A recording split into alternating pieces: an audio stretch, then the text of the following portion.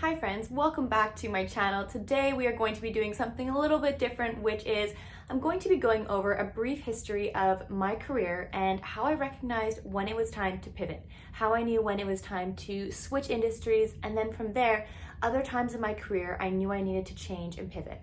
Before we get started though, I want to give a big shout out to this user right here who always asks great questions throughout my YouTube videos, so thank you for that. If you are someone who wants to see any other topics covered, make sure to comment down below. I will make the videos you ask for, and I'll give a shout out to anyone who has these awesome topics to cover. Also, if you aren't already, make sure to hit that subscribe button for more tech and coding related videos. Okay, let's do a little history lesson. No, it's not a lesson. History session. A brief history of my career.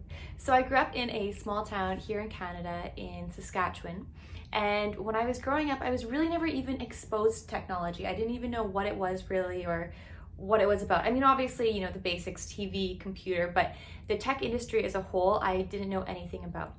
So when I graduated high school, I thought, you know, I want to do something creative, some problem solving, something that's forever changing, and to me at the time that was fashion. So I moved from Saskatchewan to Vancouver, which was the biggest city I've ever lived in. I mean, I lived in this small town my whole life, and I ended up moving to Vancouver.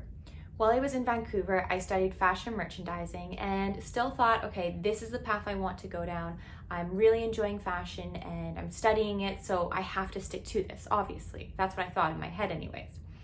During that time, I was doing different internships and kind of getting my career path in that direction. And it was during that time that some opportunities came up to model overseas. Thought, that's pretty cool, opportunity to go model overseas, make some money. So I ended up moving to Hong Kong. I was there for about a year, Hong Kong and then China as well. And it was an incredible experience. So I guess really looking back was the first time I pivoted my career. I was doing at the time in Vancouver fashion internships and going down the kind of business merchandising fashion path. And then when I saw this opportunity come up, I had to decide if I wanted to continue down this path of fashion merchandising or if I wanted to pivot and go into the modeling industry. And at such a young age, I didn't even recognize it as pivoting at that time. I just thought, this is super cool. This sounds like a really great experience. But there were signs that made me, now that I look back, I'm like, okay, this was definitely a big pivot, my first pivot. I had to talk to myself and kind of question myself, is this the right move? I'm putting all this time and energy into what could be my career with fashion merchandising. Is this really the smartest thing to do, to just kind of, you know, quickly graduate and then fly off to Hong Kong? And so I sat down and kind of looked at the pros and cons. Well, I'm very young at the time, so I knew that I could start my career up when I got back. That was a huge thing for me. And another sign was, you know, if I do this modeling in Hong Kong and I don't like it, you don't have to stay. Nothing is permanent. And that's something I want to highlight that I learned at a young age, is that nothing is permanent. You can try out different industries, you can try out different roles, and if it doesn't stick, you can always pivot.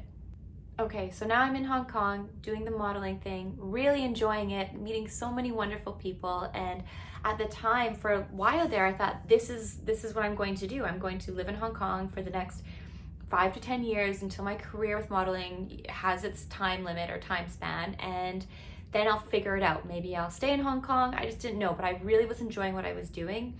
And so I thought, this is it. This is the industry I will stay in. And obviously, if you know me, Tiff and Tech, I definitely did not stay that path. What happened was, about a year in, I started really craving more formal education. And I really wanted to go back to university or just learn some more skills, but I didn't know what I wanted to do. I thought I wanted to do business. I thought, you know, that seems like what everyone's doing, or marketing. So I ended up moving back from Hong Kong to Canada and applying to Ryerson University here in Toronto for 2 programs. One was business and one was graphic communications management. I ended up getting accepted into graphic communications management first, and I was so excited. I thought, this is amazing. I'd never even thought about going to university prior to this, so I was really excited about the opportunity. So I accepted it. I didn't even think twice about it. And I know this is going to sound really strange to some of you, but I really didn't know what the program entailed. I knew the basics, but I didn't know in depth what it would entail, which is a whole other story on its own. But I was just so excited about the opportunity. I thought this is graphic design, maybe some management courses, which it was, but it was a lot of printing actually. I think it was the last year that I was there, they still focused a lot on printing. So magazines, print kind of work, which obviously, as you know, in a digital world is outdated. But there still was a lot of good things I learned from it, don't get me wrong. In my last year was one of the pivotal moments of my career where it was my 4th year of university. I was doing all my internships in fashion still. That's what I thought. I kind of was full circle. I was like modeling, fashion merchandising, modeling, and then back to fashion merchandising. That's what I thought. And the reality is I thought that because that's the path I already started going down. So I wasn't open to any new opportunities that would come my way. So in my 4th year of university, it was required to take a very basic coding course. Like I'm talking HTML and CSS, like the basics. But at the time when I was learning it, I absolutely loved it. I thought, this is so cool. I'm constantly learning different skills with web development at the time, and I'm building whatever I want to. I mean, granted, I was very junior, so building whatever I wanted to on a very, very small scale. But the potential or the possibilities that with these skills, I could start my own company, I could work for a company, I could live anywhere and do this. It was just endless, that anything that came to my mind, I could build, which was kind of like a superpower. So from there, I had to really make one of the biggest decisions of my career thus far, which was, do I continue down the fashion industry, fashion path, or do I pivot and go into the tech industry where I know absolutely no one, I've never done an internship, and in reality, I have like 0 to 1% of skills, technical skills. I mean, CSS and HTML, I'm not going to get a job off of that. So I made the decision, and the reason I knew it was time to pivot was because I was feeling really burnt out and tired of the fashion industry. I was going into my internships every day, and at the time I was interning at a company that was my dream company since I was 16 years old. It was a major fashion house here in Canada, and I thought, this is it. Like, I do this, then I move to New York, and it's, you know, Devil Wears Prada kind of movie. That's what I was envisioning myself. And I was feeling burnt out. I was feeling as though I wasn't making an impact or a difference in anyone's lives. I just wasn't enthused about it anymore. So I thought, is this a normal to feel this way? Is it a slump? Do I push through? And at that time, I recognized, no, this is not okay. I don't want to spend even another day feeling this way. A change needs to happen. So from there, I made the decision to pick up coding, to start learning how to code. First, as you know, or many of you may know, I started with self-learning. Then from there, I ended up going to a coding boot camp because at the time when I was self-learning, I felt I hit a roadblock that I learned as much as I could on my own, but I really needed the support of others to continue my learning progress. And after just graduating from university, I did not want to go back to school for another 4 years, so coding boot camp seemed like the right way to go. For me, I had a really great experience at my coding bootcamp, and I was able to get a job at a startup here in Toronto. And my first job actually was as a QA, so quality assurance analyst. And I was a little bit disappointed at first because I thought, you know, this isn't my dream job. This isn't what I signed up for. I went to a coding bootcamp. I need to be a developer. But I also saw that sometimes in life, you need to take on roles that you may not love in order to have that stepping stone to get to the role you love or the job you love. So for me, that was quality assurance. I did it for 6 months, 8 months. And from there, while I was doing quality assurance, I on the side was continuing to work on my development and coding skills. And I was continuing to push my manager, hey, I really want to be a developer. I was lucky I was working at a startup, so I was able to kind of informally do this, like keep on pushing, being like, please let me be a developer.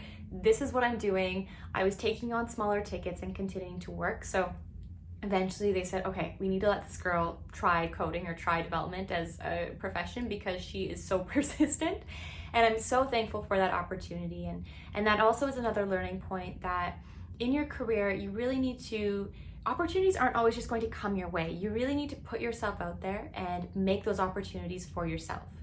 And then from there, once I was at the startup for just about 2 years, I was feeling as though I wasn't growing my skills, my technical skills, my soft skills in the company. I was looking for other places to grow that. And to me, that was a sign that I've outgrown the company. And from there, I decided, okay, I want to pivot again from a startup to a big company. And for me, I decided to go with a big company where I am now because at this point in my career, it was the right decision based on the resources, mentorship, everything that a big company has to offer. So it was extremely nerve-wracking going from a startup to a big company, and I feel like a lot of my technical skills were not where they should be necessarily, or that's how I felt anyways. And so once again, it was faced with this really uncomfortable feeling of being out of my comfort zone and being forced to seize my own and make my own opportunities. And that is where I'm at now. I currently am at a wonderful company doing software development and technical consulting, and I feel like I'm learning and growing every single day, which is an amazing feeling, especially for someone like myself who really thrives off of that. I do think it's important to know though that in this day and age and in this our digital world, we're constantly learning and evolving, or we have the access to with online resources. And because of that, our roles and our positions and our jobs or careers or interests even may change as well. And that is totally okay. It's important to recognize that I think it will continue this way with future generations as well, that we don't need to be in the same industry our entire career. We don't need to be in the same role our entire career. And that's the beauty of it. Past experiences that I had from fashion or modeling, I can actually bring into the tech industry, especially or fully with a soft skill side of things. And those unique experiences are things that no one can take away from me. And you have those too. If you are someone who is in a different industry and considering switching, or maybe new or junior and getting your first job, you still have unique and valuable experiences that you can bring to the table. Thank you for watching this video. Let me know down in the comments if you have any further questions on my career history, where I'm at now, any of the above. Also, make sure to let me know other topics you want me to cover. If you haven't already, make sure to like and subscribe, and I will see you all soon. Thanks, everyone.